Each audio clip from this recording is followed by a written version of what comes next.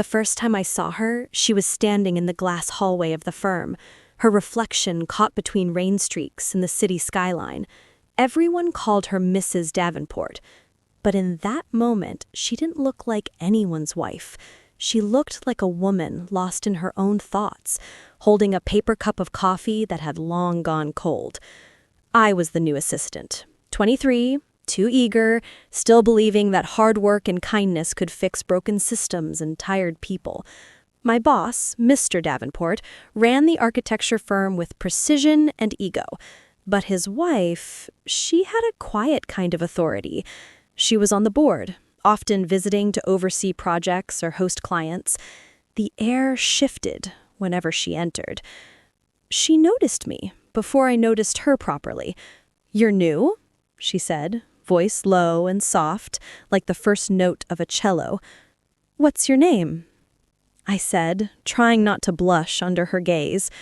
She smiled, and it was the kind of smile that left you wondering what it meant. From that day on, she started appearing in the small, unnoticed corners of my workdays. A nod in the lobby, a shared elevator ride where our reflections stood side by side. Sometimes she'd linger near my desk, under the excuse of checking blueprints. Her perfume, something floral and expensive, filling the air between us. It was harmless, at first. I told myself that. She was my boss's wife. She was just kind. But there were moments that betrayed that thought. The way her hand brushed mine when she passed a folder, her eyes lingered too long, how she once whispered, "You remind me of who I used to be." One night, we were both working late. Mr. Davenport had left for a client dinner, and the office was quiet except for the hum of city lights outside. She came to my desk, heels clicking softly, holding 2 cups of coffee. "You shouldn't stay this late," I replied. Her laugh was faint, almost self-mocking. "Touché." We sat together in the lounge overlooking downtown.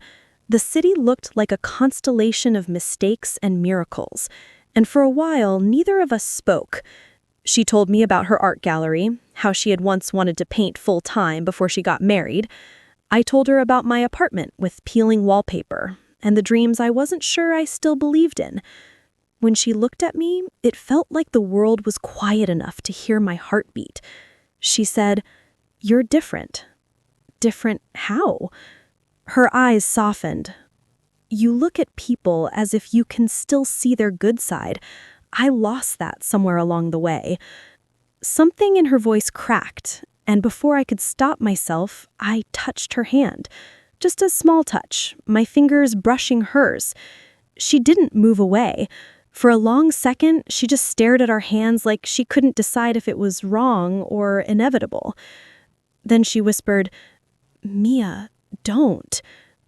But she didn't pull away. The next morning, she acted like nothing happened. But every time we crossed paths, the air felt heavier. Her gaze lingered too long. I caught her watching me once during a team meeting, her expression unreadable but burning. Weeks passed, and the tension became something alive between us, unspoken, dangerous, magnetic. She'd ask me to deliver files to her home under the pretense of work. The first time I went, she opened the door barefoot, in a silk robe, her hair still damp from a shower. "Come in," she said, voice soft but firm. My house smelled like jasmine and rain.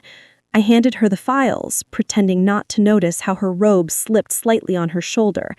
She took the papers, but her eyes stayed on me. "Do you want tea?" I nodded, though I didn't need tea. I just didn't want to leave. We sat in her kitchen, the only sound the ticking of the clock.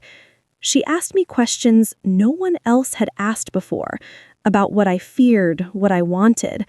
When I told her I didn't know what love was supposed to feel like, she looked at me for a long moment and said quietly, "It's supposed to terrify you."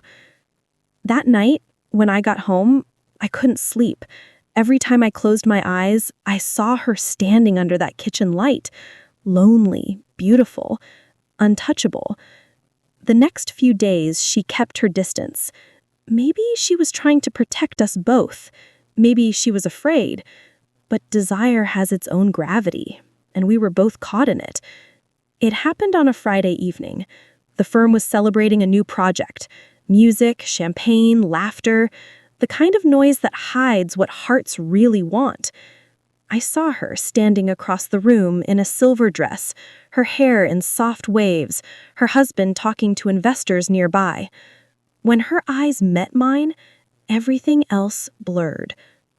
Later, I stepped outside to breathe. Rain had started again, soft and steady. She followed me out a few minutes later, holding a single umbrella. "You'll catch a cold," she murmured. "So will you." We stood close under the umbrella, the city lights reflected in the puddles around us. Then she looked at me, truly looked, and something in her restraint broke. "Mia," she whispered. I didn't move, neither did she, but our breaths mingled in the rain-cooled air. I could feel the tremor in her hand as it brushed against mine, deliberate this time. When she leaned in, the world disappeared. The kiss was soft, trembling, but real. Every doubt, every fear, every rule we had been following dissolved in that moment. She pulled away first, eyes wide, chest rising fast. "I shouldn't have—" "I know," I said. She touched her lips like she was afraid the moment had actually happened. Then she said quietly, "You have no idea what you've done to me." And then she walked back inside, leaving me standing in the rain, heart burning, soul shaking, knowing that something irreversible had begun. After that night in the rain, nothing was the same between us. Days passed, but her kiss stayed on my lips like a secret that refused to fade. We pretended nothing had happened, but pretending has its limits. Every glance turned into a memory. Every word hid a meaning neither of us dared to say aloud. She came into the office 3 days later, dressed in white, elegant, untouchable.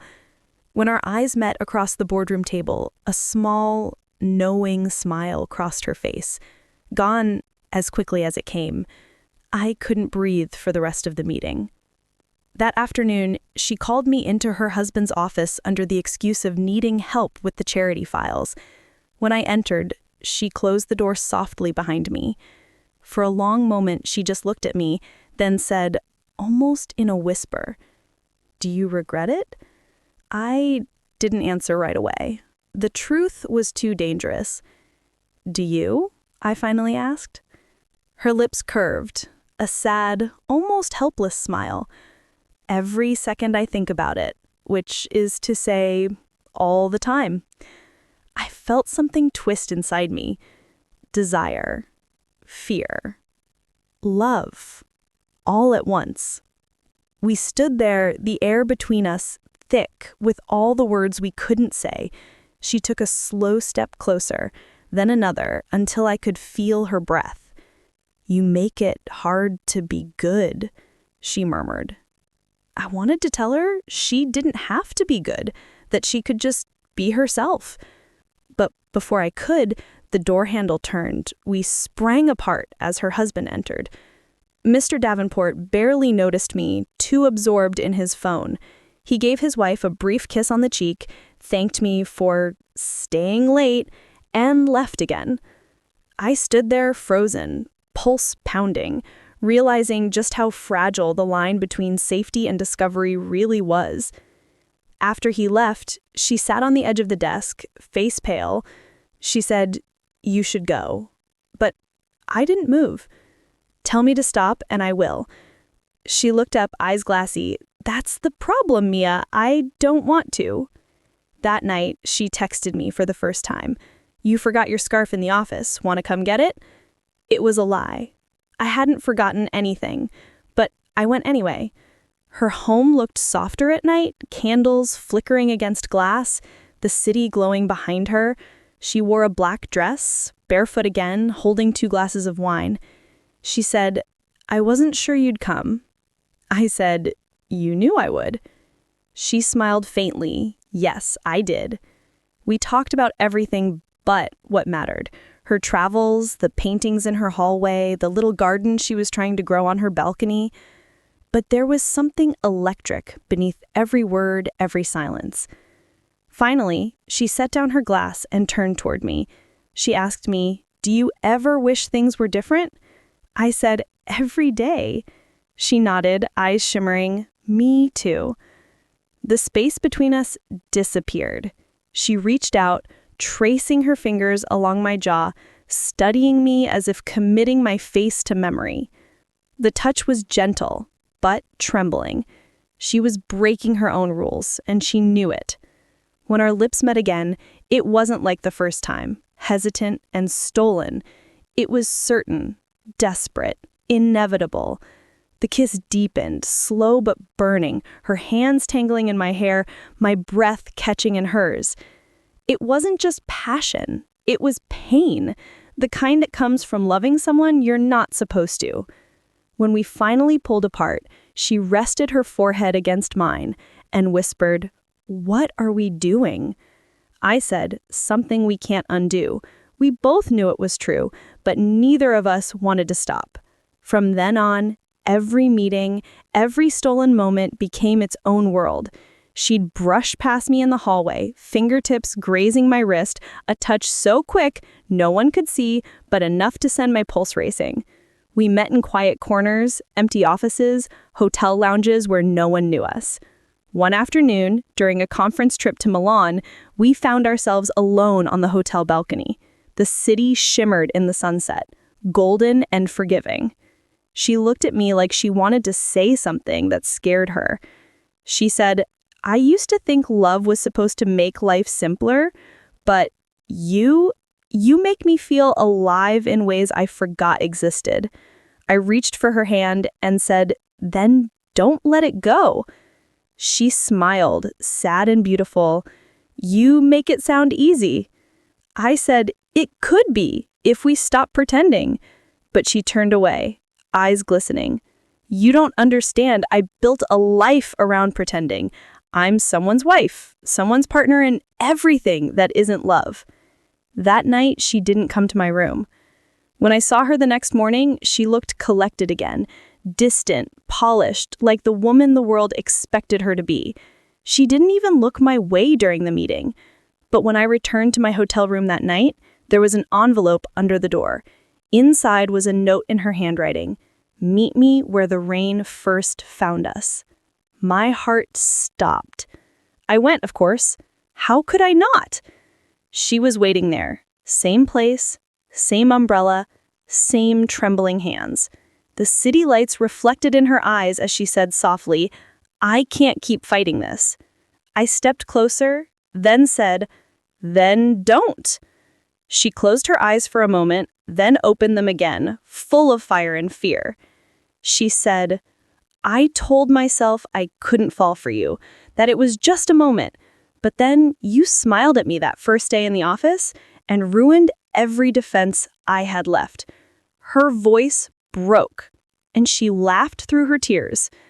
"I should hate you for it." "Do you?" She shook her head, tears shining on her lashes, and said, "I think I love you." The words hit me like a wave. For a moment, everything, the rules, the risks, the lies, vanished. There was only her, and the sound of the rain, and the truth neither of us could deny anymore. When we kissed again, it wasn't stolen or wrong, it was real.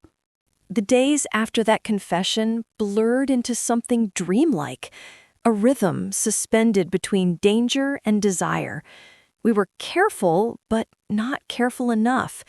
Secrets have a way of finding air, and ours was already beginning to breathe. She became lighter around me, laughing more often, touching my hand even when she shouldn't. It was reckless, beautifully reckless. I told myself that love could make us brave, that maybe, just maybe, we could survive the truth. But one Friday evening, everything shattered. We were in her office after hours. The city outside was dark, the glass walls reflecting only us. She stood by the window, her back to me, shoulders trembling slightly. I came up behind her, sliding my arms around her waist. "Mia," she whispered, voice trembling. "Someone saw us." I froze. "Who?" "Her assistant. She said nothing, but she looked at me differently today." My stomach sank. Maybe it's nothing. But we both knew it wasn't. Secrets rot in silence before they explode. She turned in my arms, cupping my face like she was memorizing it. "I don't regret a single second," she said softly, "but I can't let you get destroyed because of me." "You won't lose me," I said. "Not unless you tell me to go." Tears welled in her eyes, but she shook her head. "If I stay, I'll lose everything."